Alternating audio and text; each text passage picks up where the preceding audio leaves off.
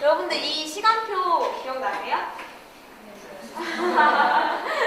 고등학교 때 이게 인터넷에서 뽑았는데 반도에 흔한 막 고3 시간표, 제2기지 이렇게 해서 돌아다니고 있더라고요. 그래서 봤는데 너무 공감이 됐어요. 저도 이런 고3 생활을 겪었고, 저도 정시생이거든요. 정시생에 아까 어제 붙이셨다고요? 몇 차세요? 4차요? 저 7차로 들어왔어요. 그래서 4차, 5차 이런 건 솔직히 되게 행운이에요. 저는 7차로 들어왔기 때문에. 그만큼 수능에 올인을 했었고, 그래서 학교 시간표도 열심히 따랐는데, 여러분들도 다들 아시다시피 원래 정규는 6, 7교시까지지만 보충으로 2, 3교시를 하고 그 다음에 야자 자율학습이 아니고 야타라고도 하죠. 야간 타율학습. 그리고 토요일에도 주 5일제인데 솔직히 막 그냥 보충이라고 부르고 일요일에도 부르고 굉장히 학교에 많이 나가셔서 공부도 많이 하셨을 거예요. 근데 이 시간표들 여러분들 입학하시거나 아니면 학년이 올라가시면 딱 반에 배정이 되면 시간표가 딱 나오잖아요. 그렇죠? 그리고 시간표도 나오고 선생님도 고를 수가 없어요. 여러분들은 그냥 이 시간표가 주어지고 이 시간에 이 수업을 들어라 이렇게 배정이 되는데, 그래서 내가 만약에 앞반에 국어 선생님이 잘생겨서 그 앞반에 국어 선생님 수업을 듣고 싶어. 근데 못 들어요. 실상. 저 같은 경우는 뒷반에, 저는 문과였는데 뒷반에 물리 선생님이 너무 잘생기신 거예요. 30대이셨는데 꽃중년이셨어요. 그래서 굉장히 물리가 듣고 싶었지만 저는 문과였기 때문에 선택을 하지 못했죠. 그래서 여러분들 이렇게 짜여진 시간표에 맞춰서 몇 년일까? 초등학교 6학년, 중학교 3학년, 고등학교 3학년 이렇게 12년을 공부해 오셨어요. 그런데 이제 대학교에 들어오셨죠. 대학교에 들어오시면 이 시간표가 이렇게 간단하게, 그리고 수요일 심지어 비어있어요. 완전 혁명이죠, 이건. 거기다 토요일은 당연히 안 가고 일요일도 당연히 쉬고 월요일은 보세요. 3시부터 시작이에요. 고등학교 때는 상상도 할 수 없는 이 시간표를 이제 여러분들이 직접 만드시고 원하는 교수님을 선택하실 수도 있으시고 원하는 시간대에 원하는 수업을 골라서 들으실 수도 있어요. 이렇게 해서 이제 대학 생활을 시작하실 텐데 문제는 내가 원하는 수업을 다 들을 수 없다는 거예요. 내가 원하는 수업은 남들도 원하고 있고 내가 원하는 교수님은 남들도 원하고 내가 원하는 시간대, 저렇게 월요일 3시 저런 시간대는 사람들이 엄청 몰려요. 거기다가 여기서 재밌어 보이는 거 뭐 있어요? 뭐 있지? 재밌어 보이는 게 별로 없네요. 몽골어 회색이! 몽골어 회색이 되게 재밌어 보여요. 몽골어 막 이렇게 막 하고 배울 것 같죠? 근데 저게 되게 재밌어 보여요. 근데 이거 몽골어를 되게 배우고 싶어 하는 사람이 굉장히 많을 거예요. 그러면 저 수업에 굉장히 많은 인원이 몰리겠죠, 수강 신청 날에. 그러면 여러분들이 운이 좋지 않으면 저 수업을 못 듣게 될 수가 있는 거예요. 그렇게 해서 저희는 수강 신청을 수강 전쟁이라고도 부르는데, 오늘은 제가 여러분들이 성공적인 대학 생활을 하기 위해서는 성공적인 시간표도 어느 정도 뒷받침이 된다고 생각했기에 오늘의 주제로는 매력적인 대학 생활을 위해서 수강 신청을 성공하라는 주제로 여러분들에게 조금 선배로서, 그래도 수강 신청을 4번이나 겪은 선배로서 여러분들에게 해드리고 싶은 얘기가 너무 많아서요. 제가 지금 경영학과 학생회에서 일을 2년 동안 했었고 지금은 부학생회장을 하고 있는데, 예비대나 OT를 가면 항상 애들이 물어봐요. 선배님 이거 전공 필수인데 1학년인데 제가 전공 과목 들어도 돼요? 이런 것도 물어보시고, 아니면 정말 모르시는 분들은 어떤 거 들어야 되는지 몰라서 시간도 짜달라고도 해요. 그래서 저는 어떤 분께서는 또 저랑 아무 인연이 없으신데 그냥 갑자기 대뜸 카톡이 오는 거예요. 선배님 저 이 과목 들을 건데 이 교수님 좋아요? 이러고 그냥 갑자기 오는 거예요. 그래서 저는 너무 궁금해서 내 번호 어떻게 알았어? 그거부터 물어봤어요. 그 정도로 후배들이 조금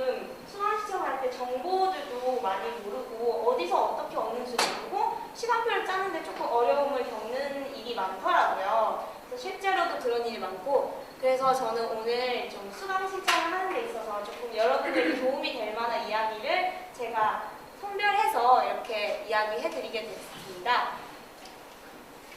오늘 주제는 간단해요. 일단 수강 전쟁 어떻게 준비하냐, 그리고 수강 신청, 그런 다음에 수강 신청 그 이후에 어떻게 해야 되는지 짧게 얘기를 해드릴 텐데, 아까 말씀드렸다시피 다른 대학교 분들도 계시잖아요. 그래서 아무래도 수강 신청에 대한 얘기보다는 수강 신청을 하기 전에 시간표를 어떻게 짜느냐, 그리고 어떤 수업을 들어야 하느냐, 어떻게 고르냐, 이런 거에 위주로 조금 설명해 드리려고 해요. 네, 그래서 첫 번째는 수강 전쟁을 준비하는 겁니다. 그래서 콘텐츠로는 개념을 챙기기, 강의 선택, 그리고 본격 시간표 짜기입니다. 남자분들 다들 전지현 보고 계신 거 알아요? 제가 일부러 넣었어요. 저랑 비교되지만. 네, 그래서 첫 번째로는 개념 챙기기예요. 수강 신청에 있어서 알아야 될 필수 개념들이 있어요. 여기 전필, 전선, 지교, 핵교, 기교라는 게 있는데 이건 좀 건국대학교 위주예요. 근데 전필 뜻 뭔지 아시는 분 계세요? 오. 전선 아시는 분? 오. 지교는요? 다 아시네요? 모를 줄 생각이 안 나는데? 이거 조용히 못 시작하지 않았어요? 네, 그래요. 핵교, 기교는 이제 없는 학교도 있고 건국대에는 있어요. 핵심 교양, 기초 교양이라고. 그래서 이것들의 뜻은 전공 필수, 전공 선택, 지정 교양, 핵심 교양, 기초 교양 이런 것들이 있어요. 이런 걸 굳이 왜 알아야 되냐? 여러분들이 초등학교, 중학교, 고등학교 때까지 과목 이름은 항상 국어, 수학, 사회, 과학, 뭐 이런 것들, 기술 과정, 뭐 이런 것들이 있었어요. 그런데 대학교에는 수많은 학과들이 있고, 수많은 교수님도 계시고, 또 수많은 수업들이 있잖아요. 근데 제가 어느 학과에 입학한 이상 그 모든 수업을 다 들을 수는 없어요. 그리고 어느 특정 학과를 선택한 이상 여러분들은 그 특정 학과의 전공 과목들을 이수를 해야 돼요. 그래서 이렇게 학교에서 나누는 것이 전공 필수, 전공 선택은 당연히 여러분들이 전공하시는 그 과목들이겠죠? 그리고 지정 교양 같은 경우는 건국대에서는 지정 교양이 1학년들이 전공을 배우기 전에 기초로서 배우는 과목들로 지정을 해놓은 것들이에요. 그리고 핵심 교양, 기초 교양 이런 것들은 말 그대로 여러분이 생각하시는 거, 아까 본 몽골어의 이해 이런 것처럼 교양 과목들로 이루어져 있고요. 그래서 이렇게 구분이 되어 있는데 여러분들은 뭐 듣고 싶다고 해서 다 들어도 돼요. 근데 전공 필수를 어느 정도 들어야 되고 전공 선택 과목은 또 어느 정도, 또 지정 교양 과목은 어느 정도 이렇게 학교에서 정해진 양이 있어요. 근데 그거를 모르고 그냥 막 이게 내가 듣고 싶은 과목을 막 들으시는 분들도 계세요. 근데 그렇게 하면 졸업이 안 돼요. 그렇기 때문에 이런 필수 개념들을 미리 알아놓으셔야 된다는 게 이제 수강 신청에 있어서 첫 번째 길이라고 생각해서 넣었고요.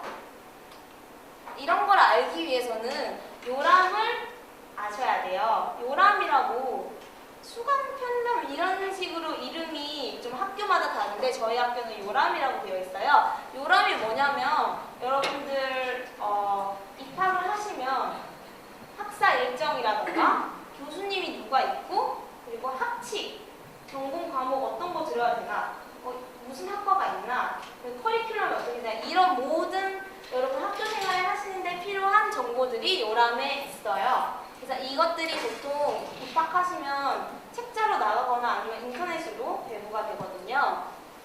그래서 이 요람에 여러분들이 원하시는 학교에 대한 기본적인 정보들이 모두 있어요. 그렇기 때문에 이 요람을 펼쳐서 조목조목 따져보자를 스텝 2로 넣었어요. 그래서 첫 번째는 본인의 과나 학부에 들어야 할 과목이 뭐가 있는지 파악하는 게 첫 번째 단계입니다. 예를 들어 이렇게 보시면 아까 제가 기교, 핵교, 지교 이런 거 다 설명해 드렸죠. 근데 내가 만약에 기계공학부에 입학을 했어요. 그러면 기계공학부로서 저는 지정 교양을 30개, 딱 30학점을 들어야 되는 거예요. 30개 들으면 큰일 나죠. 졸업 못해요. 지정 교양은 30학점을 들으라고 이렇게 학교에서 말을 하고 있어요. 그리고 전공 필수 과목의 경우는 7학점을 들으라고 하고 다전공, 단일전공 이렇게 나눠서 최저 이수 학점계에서 졸업에 필요한 최저 이수 학점은 132학점이다. 이렇게 요람에 모든 게 나와 있어요. 그래서 여러분들이 만약에 기계공학부에 들어갔다. 그러면 지정 교양을 몇 개 들어야 되나 이것도 의문이 들잖아요. 1학년 때 들어야 되니까. 그럼 지정 교양은 저기 보시다시피 30학점이라고 나와있죠. 그러면 내가 졸업하기 전까지 지정 교양을 30학점을 들으면 되구나. 이렇게 생각하시면 돼요. 그리고 전공 필수는 7학점을 듣고 기교와 학교는 합해서 20학점을 들으면 되는구나 라는 걸 알게 되겠죠. 그러면 이제 여러분들이 이제 이 과에 들어가서 어느 과목을 들어야 되는지 대충 감은 올 거예요.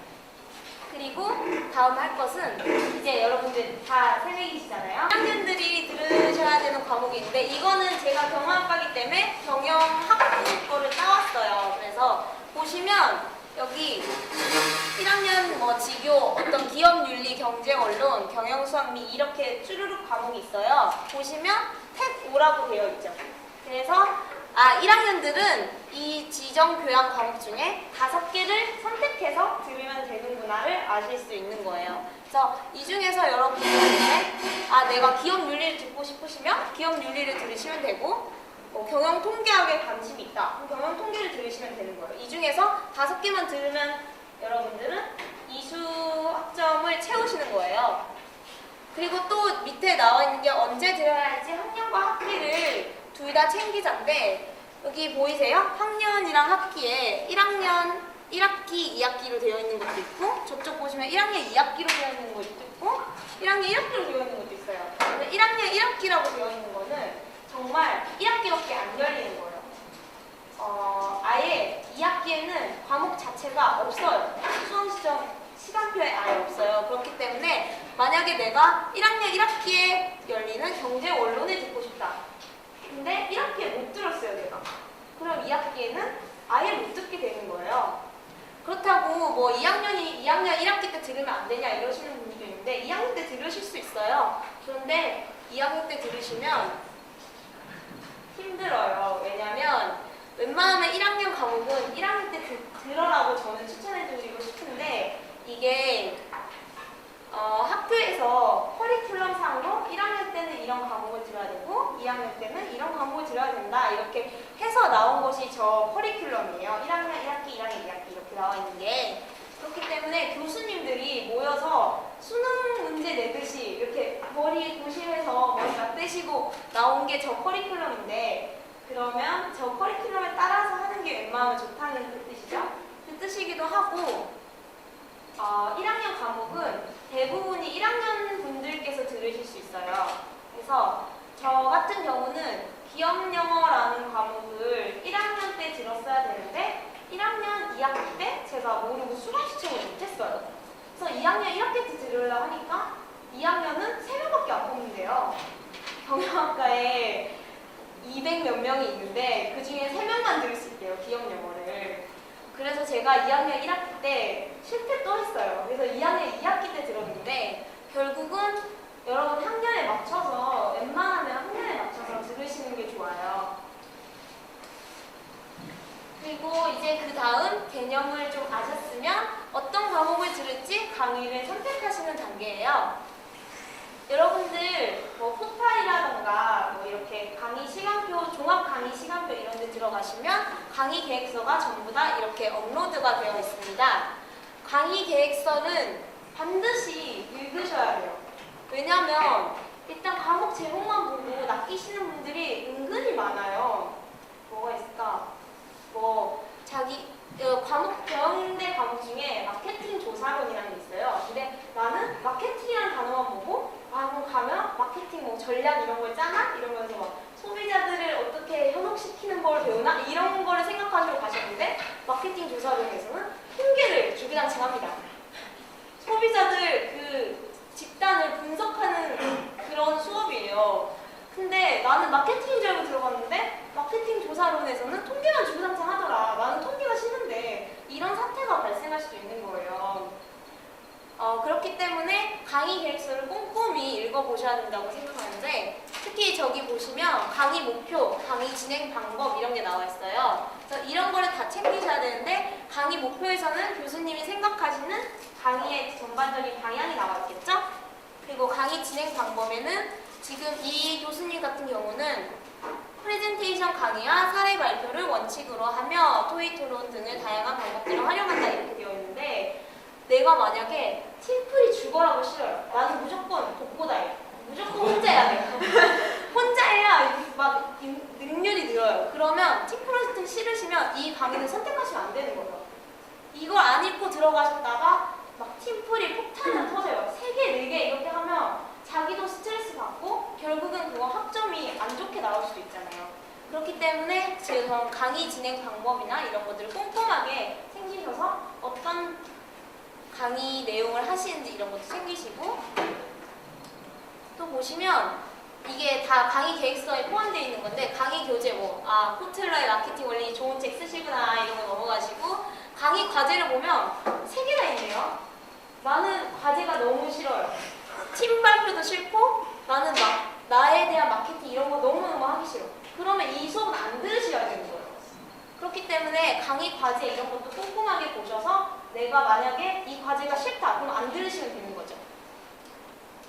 그리고 이거는 그 밑에 나와 있는 강의 계획서인데 강의 계획서가 굉장히 자세하게 나와 있어요. 그래서 강의 계획서를 보시면 이제 대충 어떤 내용을 배우시는지 감이 오죠.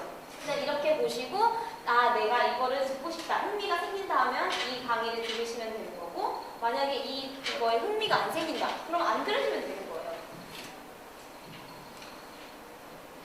그리고 강의 계획서의 가장 중요한 부분이 저는 성적평가를 꼽고 싶은데 보시면 출석률 15%, 중간고사 35, 기말고사 35, 과제물 15 이렇게 이 교수님은 이렇게 하신 거예요. 이거는 교수님이 마음대로 선택하실 수 있어요. 그래서 어떤 교수님은 정말 극단적으로 이런 교수가 있어요.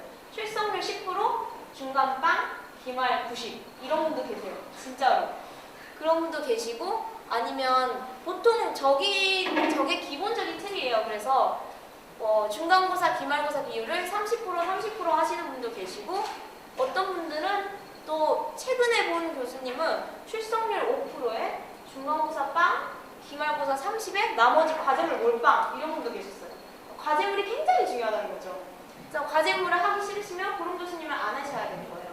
그렇기 때문에 성적평가는 여러분들 학점과 직결되는 일이기 때문에 이런 부분도 꼼꼼하게 보시고 내가 과제물을 하기 싫으면 과제물 비율이 높은 분을 하면 안 되고 만약에 나는 중간고사 치기 싫어 그럼 중간고사 비율 0%인 분을 골라서 들으시면 되는 거예요. 근데 이런 거는 솔직히 자기 호불호 문제이기 때문에 어떻게 막 중간 기말 30%인 교수님이 들어라 이렇게 할 수는 없는 거예요. 자기가 기말에 몰빵해서 잘할 수 있으면 그냥 기말 몰빵하시는 교수님을 들으시고 과제물 몰빵하시는 교수님이 좋으면 과제물 몰빵하시는 교수님을 들으면 되는 거예요. 이거는 자기의 생각에 따라서 선택하시면 되는 문제입니다. 그리고 강의를 선택하실 때 똑같은 과목이지만 굉장히 많은 교수님들이 가르치는 경우가 있어요. 분명히 마케팅이라는 과목인데 제가 경영학 전공이다 보니까 자꾸 마케팅 이런 거밖에 안 나오네요. 그러니까 마케팅 과목인데 교수님은 막 4-5명이 가르치시는 분들도 계세요. 그러면 교수님이 굉장히 중요한 문제인데 솔직히 강의 계획서를 본다고 해서 이 교수님이 지루한 교수님인지 웃긴 교수님인지 모르잖아요. 여러분들 수능 치실 때 인강 다들 들어보셨죠? 인강 들을 때 여러분들 인강 고르는 기준이 있을 거 아니에요. 그죠? 저 같은 경우는 선생님이 웃기신 분이 너무 좋았어요. 그래서 웃긴 교수님을 찾아서 듣기도 했어요. 지리 같은 경우는 이기상 선생님 알아요? 막또 미인재 똥이야 이런 선생님인데 막 그 선생님 웃기다는 소리 듣고 그 선생님 강의 듣기도 했고 이 선생님은 잡담을 너무 많이 해요. 저는 잡담 많이 하는 선생님도 싫더라고요. 그래서 잡담을 안 하는 선생님을 찾아서 듣고 있는데 그것도 마찬가지. 그렇기 때문에 여러분들은 강의에 대한 정보를 얻는 것이 굉장히 중요한데 가장 좋은 방법 중에 하나가 바로 학교 커뮤니티인데 이거 경우는 저희 건국대학교 커뮤니티예요. 작년까지만 해도 건인회였는데 올해부터 쿵쿵이라는 걸로 다시 바뀌었는데 여기 보시면 강의 정보 게시판이 있어요. 이렇게 들어가 보시면 이렇게 사람들이 열심히 이렇게 올려놨어요. 막 초급 중국어 누구 교수님, 국제경영론 누구 교수님에서 강의평을 이렇게 많이 올려놨어요. 여러분들이 이제 여기서 찾아서 내가 원하는 교수님이 있다. 그러면 이렇게 찾아서 그 교수님은 어떤 교수님인지 이렇게 알아보시면 되는 거예요.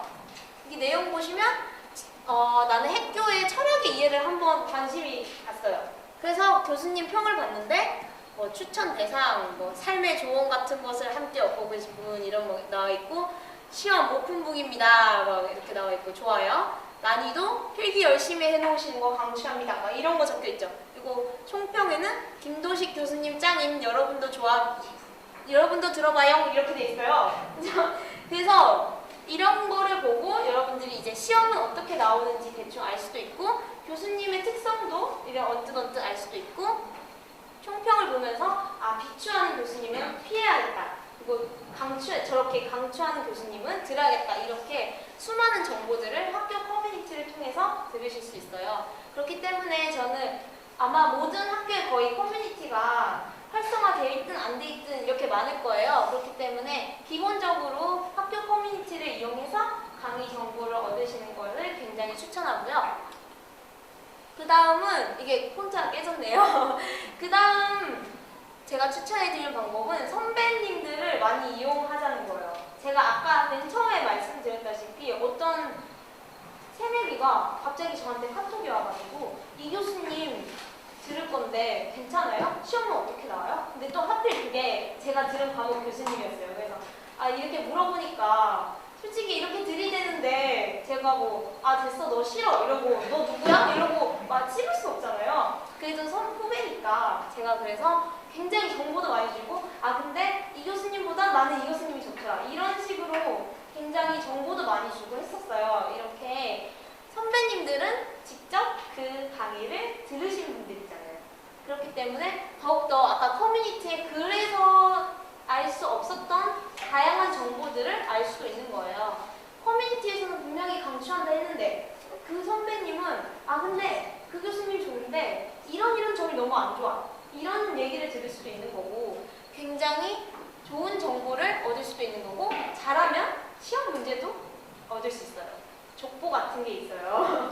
알게 모르게 내려오는 족보 그런 거 하나하나 이렇게 받아가지고 시험 때 그대로 써먹고 할 수도 있거든요. 그렇기 때문에 선배님들한테 일단 물어보세요. 선배님들이 어렵게 느끼실 수도 있어요. 솔직히 저도 새내기 때 저 언니한테 어떻게 말 걸지? 저 오빠 되게 시크해 보이는데 어떻게 말 걸지? 이런 생각을 많이 했는데 제가 2학년 되니까 바로 알았어요. 이렇게 후배들이 저한테 선배님 이러면서 선배님이라면 안 부르지만 누나, 언니 이러면서 말 걸면 너무 귀여운 거예요. 너무 이쁘고 진짜 후배들이 선배님들한테 이렇게 적극적으로 물어보는 거 선배들 정말 안 싫어해요. 정말 좋아하거든요. 그렇기 때문에 이렇게 박보영처럼 생기진 않았어도 여러분들이 이렇게 이 교수님 어때요? 시험은 어떻게 나와요? 시험 문제 어떤 거 나왔어요? 이런 거 물어보시면 정말 많은 정보 얻어가실 수 있으니까 만약에 학교 커뮤니티에 없더라도 선배님들한테 꼭 한 번씩 물어보세요. 그리고 마지막 최후의 수단은 학교 커뮤니티도 없고 선배님들도 모르는 교수님도 있을 수 있어요. 예를 들면 새로 오신 교수님, 우리 학교에서 처음 강의하시는 분은 아예 정보가 없잖아요. 그렇기 때문에 이거는 제가 주로 쓰는 방법인데 다른 분들은 솔직히 없으면 그냥 정보가 없으면 복불복이니까 한번 들어볼까? 이러면서 들어보시는 분들이 많은데 저는 정보를 조금이라도 더 얻고 싶은 거예요. 그래서 한번 해봤어요. 제가 이번 학기에 제가 정치외교학과를 다전공하기 때문에 정치외교학과의 최치원 교수님이라는 분이 새로운 강의를 열었어요. 근데 이분은 전혀 건국대에서 강의를 해보신 적이 없으신 분이에요. 그래서 아무런 정보가 없는 거예요, 정말. 그래서 어떻게 할까 하다가 네이버에 쳐봐서 웹문서 페이지 있죠. 거기 들어가 봤습니다. 들어가니까 이런 게 딱 있는 거예요. 공자 맞죠? 출처가 고파 쓴 거 보니까 딱 고려대에서 원래 강의하시는 분이구나 해서 들어갔더니 이런 알짜배기 정보들이 막 많았어요. 이거 말고도 리플이 막 3-4개씩 달렸는데 막 저희과에서 그런 스타일이 들어요. 강추! 이래서 저 이번에 진짜 수강 시작했어요. 이분 말 듣고. 그래서 이처럼 여러분들이 학교 커뮤니티나 선배님들한테 못 들을 수 있는 얘기는 웹에서 찾아보면 충분히 있을 수 있어요. 여러분들이 아실지는 모르겠지만 실상 대학교에서 전임 교수님은 그러니까 여기에 아예 소속된 교수님들은 그렇게 많지 않아요. 생각보다 많지 않아요. 그래서 보통 강사님들이 이렇게 오셔서 강의를 하시는 경우가 많은데 그분들은 학교를 이것도 갔다가 저것도 갔다가 건국대에서 강의를 하셨다가 뭐 내년에 고려대에서 하시고 어떤 데는 전남대에서 하시고 이렇게 되게 옮겨가시는 분들이 생각보다 많아요. 그렇기 때문에 웹에서 검색해보면 다른 대학교에서 강연했었던 그런 강의 후기도 볼 수 있고 그리고 웹문서에도 안 나오는 분들도 있어요. 그럴 때는 제가 또 검색해봤는데 DC를 찾아봤습니다. 여러분들 DC 하시면 되게 안 좋아. 포개 이런 거 생각나죠? 되게 안 좋은 이미지가 강한데 생각보다 DC에 정보가 많아요. 좀 말이 험할 뿐이지 이분들이 나쁜 분들이 아니에요. 이거 봐요. 대학영어 원중에 안빡센 교수님 있나? 이렇게 물어봤는데 진초록이라고 그로스 교수님이 있어요. 그로스가 잔디라는 뜻인데 그분 한글 이름이 진초록이래요. 그래서 진초록, 홀덴, 뭐 더글라스 홀덴 그래서 더글라스가 좋구나 생각했는데 참고로 결혼 안 했으면 이런 고급 정보까지 얻을 수 있었어요. 이런 거 강의 평가에 절대 안 나오는 그런 DC에서만 나올 수 있는 고급 정보죠. 그리고 간혹가다 이렇게 착하신 분들이 있어요. DC에서 이렇게 건방지게 시험 어떻게 나오냐? 이렇게 물었는데 이렇게 하나, 둘, 셋, 넷, 다 5개에 걸쳐서 굉장히 자세하게 심지어 시험 문제까지 다음 2개 중 하나를 선택하여 서술하죠. 이렇게 자세하게 3마일 원전 사고의 원인과 문제점 교훈에 대해서 쓰시오. 이런 것까지 다 기억하셔서 굉장히 친절하신 분들이 은근히 DC에도 계십니다. 그래서 웹사이트나 DC도 잘만 사용하시면 정말 많은 정보를 얻으실 수 있기 때문에 뭐 정보가 없다고 그러시지 마시고 한번 검색해보세요. 검색하는데 1, 2분도 안 걸리잖아요. 정보의 바다라고 하는데. 그리고 이렇게 강의 정보도 얻었고 내가 듣고 싶은 강의를 골라놨어요. 몇 개를. 그럼 이제 진짜로 시간표를 짜야 됩니다. 이제 시간표를 짜는데 여기서는 굉장히 개인의 가치관이 많이 들어가는 파트예요. 왜냐하면 나는 시간이 중요해. 그러니까 시간대. 나는 아침 수업 무조건 싫어해서 무조건 12시 이후를 다 놓는 분들도 계시고 나는 무조건 아침형 인간으로 살아야지 해서 무조건 아침 시간대를 놓는 분들도 계세요. 저 아는 오빠는 실제로 나는 교수님보다 시간대가 중요해 해서 자기 황금 시간대만 골라서 교수님 상관없이 넣으시는 분도 계셨어요. 그리고 또 어떤 분들은 나는 시간이 조금 이상하더라도 교수님이나 수업 스타일이 중요해. 그러니까 어떤 걸 얻을 수 있느냐 이걸 중요하게 여기시는 분도 계세요. 그리고 어떤 분들은 또 무조건 학점 폭격, A플 폭격 B 이런 분들만 골라서 학점 잘 주더라 하면 무조건 듣는 그런 분들도 계세요. 이거는 무조건 물론 이 3가지 요소들 다 중요해요. 나에게 맞는 시간대도 중요하고 어떤 교수님을 들어야 할지 어떤 수업을 들어야 할지 그리고 학점은 잘 주시는지 못 주시는지 이런 것도 굉장히 중요해요. 내가 아무리 시간이 좋다 해도 막 A뿔을 아무도 안 주더라 이런 교수님 있으면 듣기 싫잖아요. 그렇기 때문에 이 3가지를 적절하게 고려하셔서 자기가 원하시는 방향으로 시간표를 고르시면 됩니다. 특히 그리고 제가 또 여기서 좀 추가로 해드리고 싶은 말은 시간대를 중요시 여기는 분들이 있는데 1교시를 막 넣으시는 분들이 계세요. 여러분 고등학교 때 전부 다 8시에 시작했나요? 몇 시에 갔어요? 7시요? 그렇게 가졌기 때문에 이미 그런 경험이 있기 때문에 나는 1교시 다 잘할 거야 하고 주 5일을 전부 다 1교시 넣으신 분도 봤어요. 근데 대학과 고등학교는 달라요. 대학교에서는 밤마다 뭘 하죠? 술이 들어가. 술이 들어가요. 술이 들어가면 정신을 못 차리죠. 그리고 많으시고 저도 제가 굉장히 아침형 인간이라고 생각을 했었는데 금요일 1교시 수업을 막 엄청나게 빠져먹었어요. 자다가. 이것처럼 1교시를 주의하셔야 되고 의외의 복병이에요. 나중에 한 2학년 3학년쯤 되시면 1교시 안 나오시는 분도 계세요. 너무 피곤하더라고요. 그리고 특히나 이 중에서 집에서 통학하시는 분들 계세요? 자기가 제일 멀다고 생각하시는 분. 어디세요? 어디? 또. 애기. 귀여워요. 귀여워요, 목동. 몇 분 걸려요? 목동이요? 죄송하네요. 제 아는 분들은 인천이나 부천 이런 데 오시는 분들도 계셨는데 앞이요. 여기 경기도 광주도 있어요. 진짜요? 가끔 춘천에서 오기도 하고 여기는. 경춘선 타시고 네, 경춘선 타는. 맨날 여행을 하시고 오시네요. 네, 이런 분들은 2시간 총 잡아먹는 시간이 2시간 걸리고 이러기도 해요. 그러면 실제로 아침 5시에 일어나서 1교시로 오셔야 되는 경우도 생겨요. 그렇기 때문에 너무 피곤하잖아요. 자기가 5시에 맨날 일어난다 생각해봐요. 그러니까 이런 것들도 잘 고려하셔서 특히 통학하시는 분들은 1교시 넣으실 때 조금 조심해서 넣어주셔야 돼요.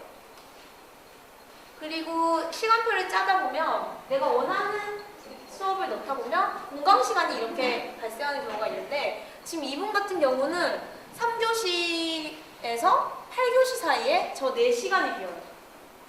4시간 공강 동안 학교에서 뭐해요? 집에 갈 수도 없고 4시간 동안 학교에서 아니면 이 주변에서 때워야 돼요. 근데 이 시간에 막 나는 뭐랄까요? 일본어 공부를 하겠어 이러면 한 학기 동안 4시간 동안 한 학기 동안 일주일에 4시간 동안 일본어 공부를 해봐요. 완전 일본인 돼서 일본에 가 있겠지 이미. 이렇게 진짜 잘 쓰시는 분들도 계시는데 가끔 가다가 아니고 거의 대부분은 솔직히 이 부분을 처음에는 나는 공부를 해야지 하시는데 사람의 마음이 그렇게 잘 안 돼요. 여러분들 고3 때 공부해야지 해서 잘 했어요 열심히? 아니죠. 괜히 공부하려고 하면 막 청소하고 있고 공부하려고 하면 막 TV 프로그램 굉장히 재밌고 이래요. 그것처럼 공강 시간에 막상 공부를 하려고 했는데 실제로 특히 남자분들은 이 시간에 당구장, PC방 굉장히 많이 옵니다. 낮술 드시는 분들도 굉장히 많아요. 그래서 이 시간대를 굉장히 잘 활용하면 약이 되지만 아닐 경우 굉장한 여러분의 시간 낭비가 될 수 있기 때문에 웬만하면 저런 공강 시간은 줄이시는 게 좋다고 생각합니다. 그리고 가끔 가다 물으시는 분들이 계시는데 대학교에 쉬는 시간 있어요? 점심시간 따로 있어요? 이렇게 물으시는 분들이 진짜 있어요. 정말 그런 질문을 받아봤는데 아까 보면 여기 연강 있죠? 금요일날 연강이 있죠? 1, 2교시와 3, 4교시가 연강이에요. 근데 이런 분들도 계세요. 연강인데 어떻게 수업 가요? 이렇게 물으시는 분도 굉장히 많아요. 그렇기 때문에 쉬는 시간은 물론 따로 없습니다.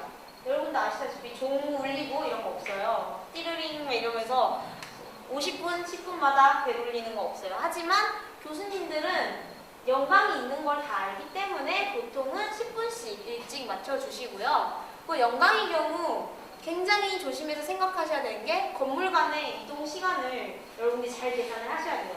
제가 오늘도 경영대에서 여기까지 오는데 이 강의실까지 오는데 한 10, 그냥 걸어서 한 10분 남짓 걸렸어요. 제가 예전에 경영대에서 여기 수업 딱 223호 여기였어요. 수업을 연강으로 해봤는데 교수님이 정말 10분만 일찍 맞춰줘요. 그래서 그 10분 동안 굉장히 열심히 이렇게 경보로 오면 이미 출석은 부르고 있고 제가 이름이 김무로 시작되기 때문에 굉장히 압박감이 느껴요. 그래서 굉장히 맨날 뛰어가고 굉장히 힘들었는데 또 이과대 같은 경우도 저희 학교는 굉장히 짱 박혀 있는 위치이기 때문에 산학에 오시려면 조금 힘드실 거예요. 그렇기 때문에 건물 간의 이동 시간도 생각해 보시고 너무 경영대나 산학처럼 극과 극인 아까 지도 보셨다시피 어대역과 건대 있고요. 그 정도의 거리인데 그거는 조금 생각해 보시고 이런 건물 간의 이동 시간이 너무 주셔야 되고 점심시간은 알아서 비워놓으셔야 돼요. 점심시간 따로 없어요. 그래서 점심을 못 드시는 분들도 계세요. 실제로 9시에서 막 3시까지 맘 잡고 공부해야지 해서 이게 쭉 연강했다가 배고파서 중간에 수업 출퇴하고 막 이런 분들 굉장히 많이 계세요. 그렇기 때문에 점심시간은 알아서, 쉬는 시간도 알아서 만드셔야 됩니다. 이 시간표 같은 경우는 굉장히 예뻐서 제가 들고 왔어요. 보시면 4교시 쭉 비어있죠. 4교시 정확히 12시에서 1시, 딱 1시간 정확하게 딱 비워놓고 공강도 뭐 화요일은 1시간이고 목요일은 1시간이고 괜찮아요. 그리고 모든 시간이 3시에 끝나네요. 굉장히 예쁜 시간표라서 제가 본보기로 가져왔어요. 누구 건지는 모르겠지만. 그리고 시간표를 짜려보시면 종합 강의 시간표나 이런 거 보시면 이렇게 안 나와 있어요. 여러분들 들어가 보셨는지 모르겠지만 보통 전략경영 같은 거, 전략경영 5교시에서 7교시 이렇게 되게 불친절하게 있어요. 그렇기 때문에 이렇게 5교시에서 7교시 무슨 수업, 7교시에서 9교시 무슨 수업 이렇게 하면 여러분들 나중에 헷갈려요. 공강이 어느 정도 있는지 감이 안 온단 말이에요. 그렇기 때문에 엑셀로 이렇게 깔끔하게 이렇게 하시면 되시고 아니면 학교 시간표 프로그램이 있는 데가 많아요. 작년 같은 경우는 건국대가 있었는데 다른 학교는 잘 모르겠지만 웬만하면 다 있을 거예요. 아니면 시간표 앱도 있잖아요. 이렇게. 그런 거 다운받으셔서 이렇게 정리를 해보시면서 아 내가 지금 화요일 보시면 공강 시간이 너무 길죠. 아 그럼 저 때 뭘 해야 되겠다. 뭐 수업을 넣어야겠다. 이런 것도 생각해 보실 수 있으시고 아니면 아예 저 수업을 안 듣고 다른 수업을 들어야지 할 수도 있는 거예요. 그 시간표를 다 짰어요. 다 짰으면 이제 그냥 냅두지 마시고 선배님들한테 다시 물어보세요. 선배님 제가 이렇게 시간표 짰는데 어때요? 이렇게 물어보시는데 저거는 실제로 커뮤니티에 올라온 그냥 게시글 제목을 제가 따왔어요. 그래서 커뮤니티나 이런 거 올리거나 선배님한테 물어보시면 선배님들이 알아서 피드백 줘요. 이 교수님 나오는데 야 근데 이 교수님 진짜 빡신데? 너 할 수 있어? 이 교수님 네가 고른 수업 전부 다 빡시는 건데 할 수 있어? 이 교수님들은 진짜 완전 학점 폭격기야. 그러니까 A뿔 엄청 주시는 교수님들이야. 그러니까 무조건 이 교수님 거 다 들어. 이렇게 이런 식으로 피드백을 받으실 수 있는 거예요.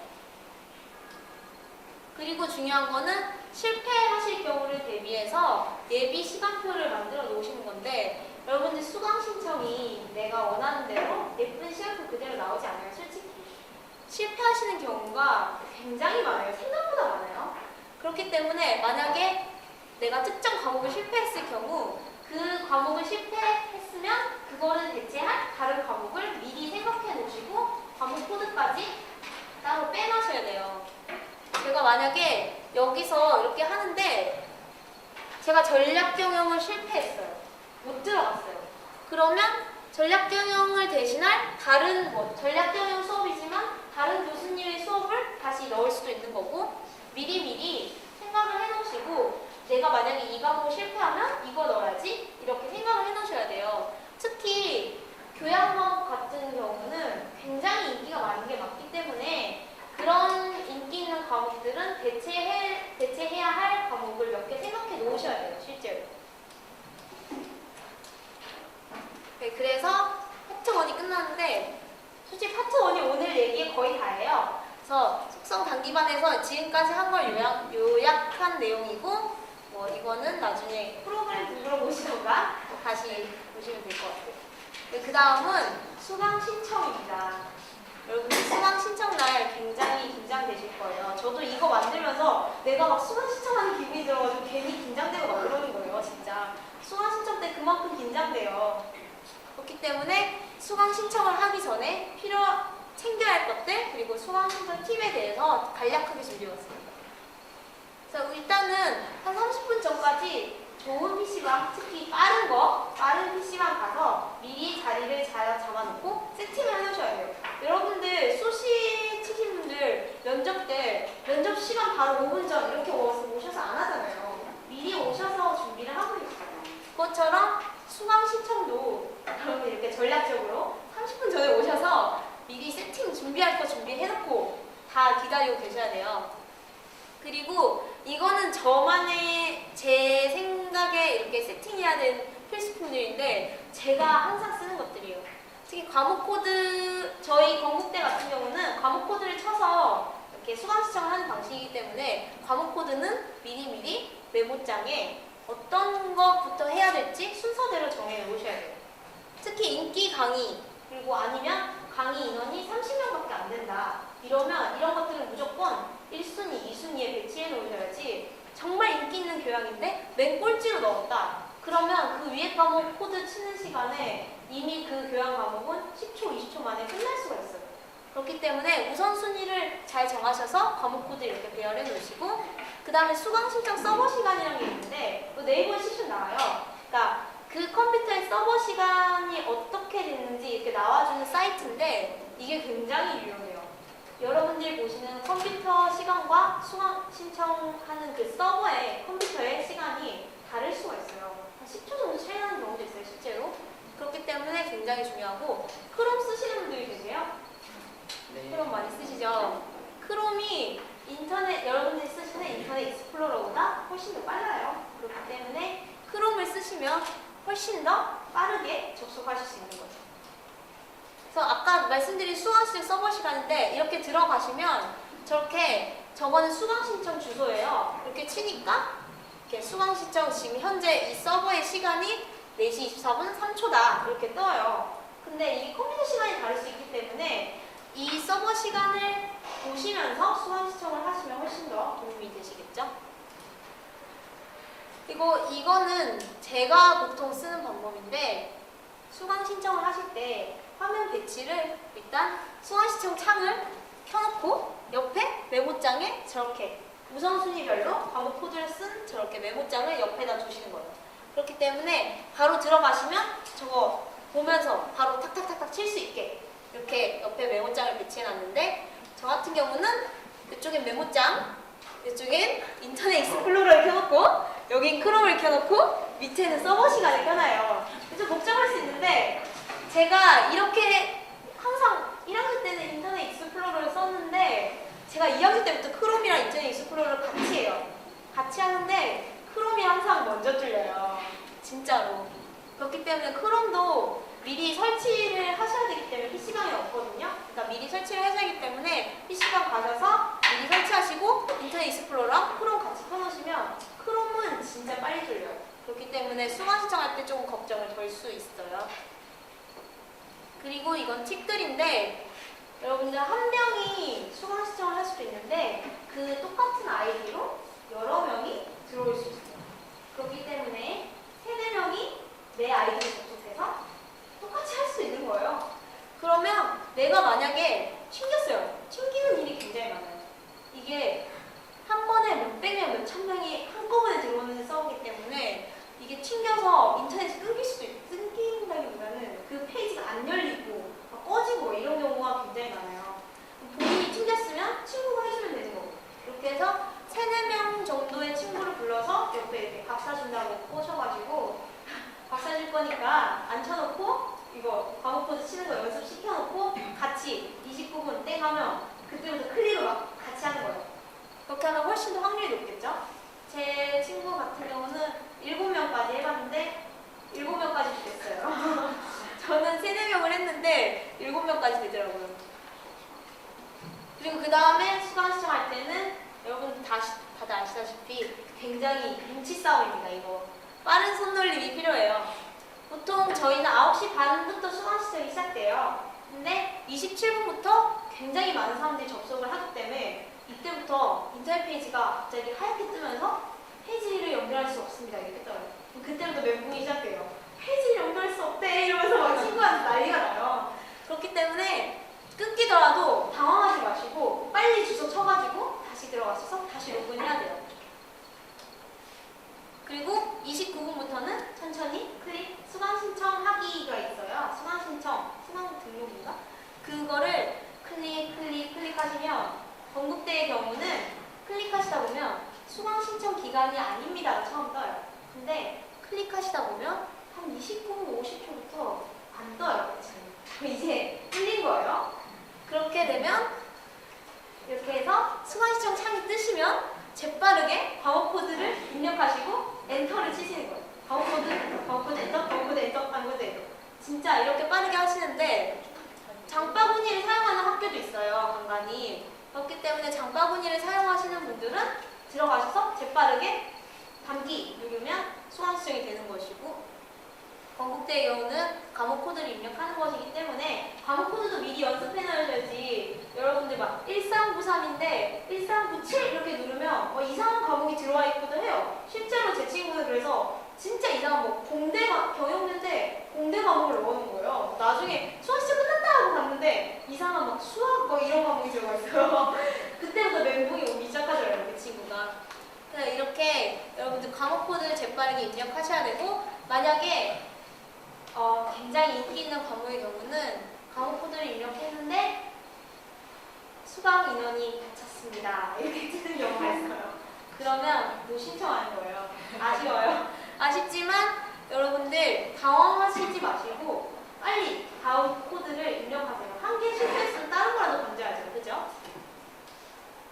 그래서 수강 신청 이후에는 이제 간단한 건데, 수강 신청을 실패하셨더라도 여러분들 빈자리를 노리셔서 들어갈 수 있어요. 수강 신청을 하셨다가 포기하시는 분들도 굉장히 많아요, 은근히. 그렇기 때문에 수강 신청 당일에 빠져나오는 자리를 노려서 수강 신청 실패했다고 그냥 바로 집에 가시지 마시고 이게 살살 현재 인원을 보세요. 인원을 보시면 어느 순간 한 자리가 줄 때가 있어요.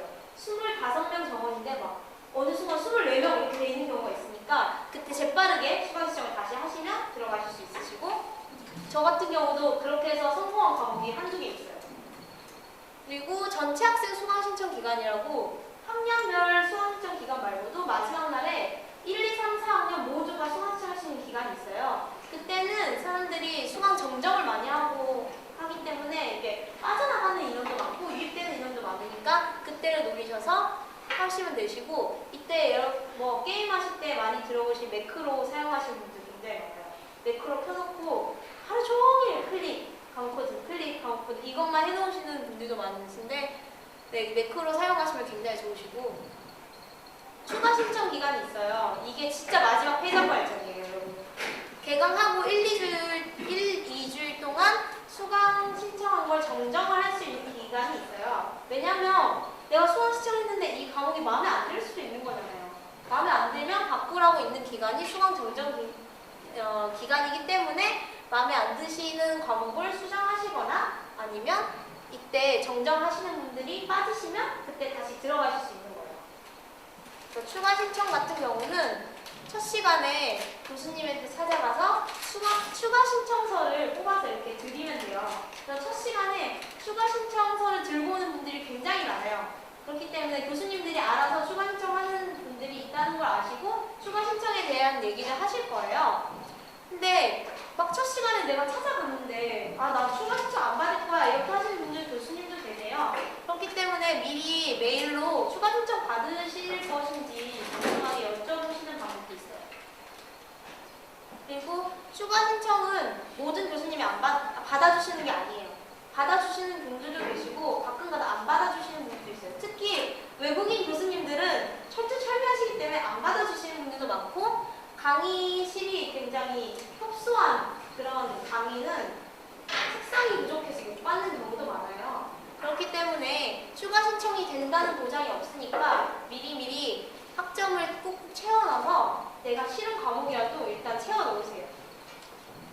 그리고 인기 없을수록 강의 제한 인원이 막 300명, 400명 이런 강의일수록 추가 신청을 많이 받아주시니까 그런 과목들을 노리는 것도 하나의 방법이죠. 이건 마지막인데 개강 후에 첫 시간에 가시면 OT를 하실 거예요. 이제 OT는 솔직히 한 30분 이렇게 해요. 근데 이때 선배님들인 대부분 OT 가지 마, 왜 가? 술이나 먹자 이러고 진짜 낯설하시는 분들 많아요.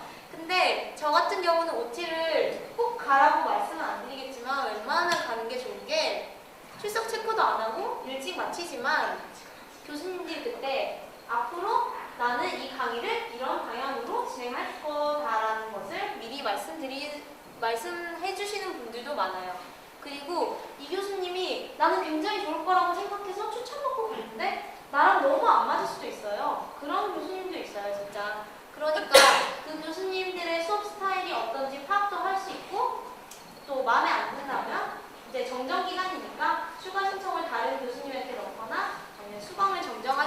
때문에 저 같은 경우는 OT를 가라고 추천해드리고 싶고요. 네, 이거 폰트가 깨졌네요. 네, 그래서 지금까지 제가 수강 신청에 대해서 말씀드리고 싶은 것들을 웬만하면 좀 많이 말씀드렸는데 처음 하시는 거잖아요. 그렇기 때문에 이제 이런 팁들 잘 기억해 주시고 앞으로 수강 신청 하실 때 항상 올킬 하셨으면 좋겠습니다.